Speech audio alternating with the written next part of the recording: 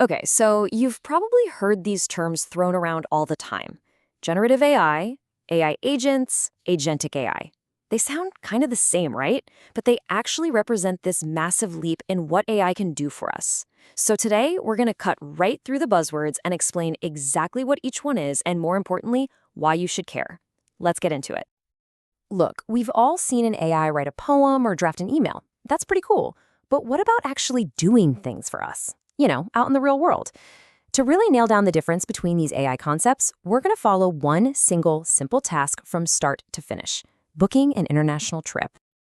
All right, let's start at the very foundation of this AI capability ladder, with the one you're probably most familiar with: good old generative AI. At its heart, generative AI is a creator. You give it a prompt, and it digs into this enormous library of information it was trained on, that's the large language model, or LLM, and it generates something brand new for you. Could be text, an image, you name it. And this is where you see both its magic and its biggest weakness. If you ask it to, say, plan a 3-day trip to Australia, it'll give you a fantastic itinerary. Why? Because it's all based on historical data it already knows. But ask it to find me a flight for tomorrow, and nothing. It's stuck. It has a knowledge cutoff date, meaning its knowledge is literally frozen in the past. It can't access real-time info. So what's the fix? How do we get this AI out of the past and into the now?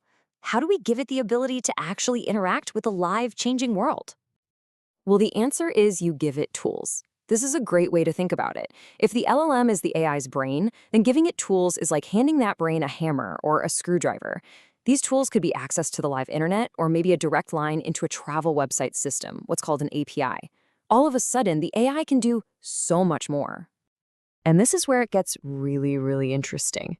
Because when you give an AI with tools a specific goal, it totally transforms. It goes from something that just answers questions to something that acts. It becomes an AI agent. So notice the change in how we talk to it. We're not just asking for information anymore. We're giving it a direct command: book me the cheapest flight. This is a clear, actionable goal. And that, right there, is the essence of an AI agent.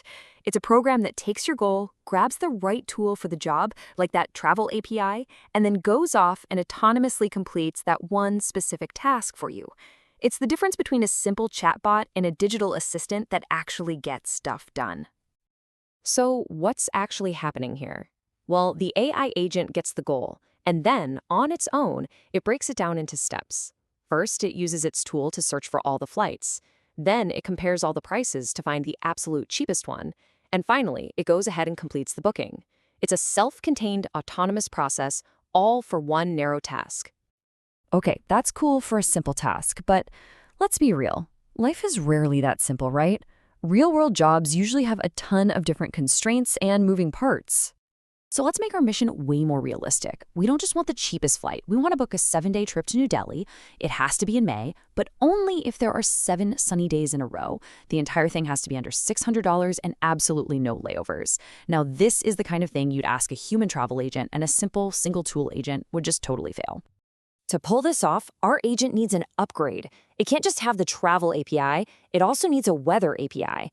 A smarter agent can now use multiple tools to reason its way through all these constraints, checking flight data against weather data until it finds that one perfect option that checks every single box.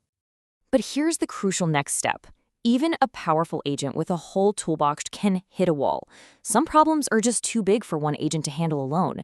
And that brings us to the final and most powerful level of AI capability. So our super agent has done it. It found the perfect flight, great weather, under budget, no layovers. The trip is almost booked. But wait, there's one last critical piece of the puzzle it knows nothing about. Does the traveler actually have the right visa? That's totally outside its area of expertise. So instead of just giving up, the flight booker agent does something brand new. It communicates with another specialized agent, an immigration agent.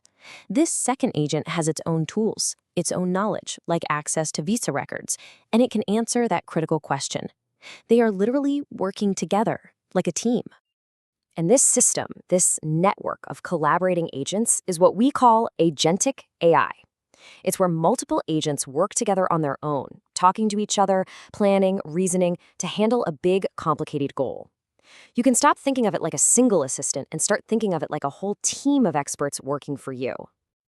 Okay, we have covered a ton of ground, so let's put it all together and just visualize this whole journey up the AI capability ladder. So let's walk up that ladder one more time. We started at the bottom with generative AI. Its job is just to answer questions from its training data. No tools, no real autonomy. Then we leveled up to an AI agent. Now we've got tools, and it can complete a specific, narrow task for you. And finally, at the very top, you have Agentic AI. This is where multiple agents use tools and collaborate with high autonomy, solving really complex goals through planning and teamwork. And here's the one thing you have to remember. These aren't three totally separate technologies. Agentic AI and AI agents are both built on top of generative AI. That large language model we talked about at the very beginning, that's the foundational brain that gives these more advanced systems the power to think, reason, and communicate in the first place. So, we went from an AI that could just write a little poem to a full-on team of AI agents booking a complex international trip. It really makes you think, if they can handle this today, what's next? Are we going to have teams of AI agents managing our personal finances or coordinating a huge home renovation project? What are the really complex parts of our lives that we're going to hand over to these systems in the future?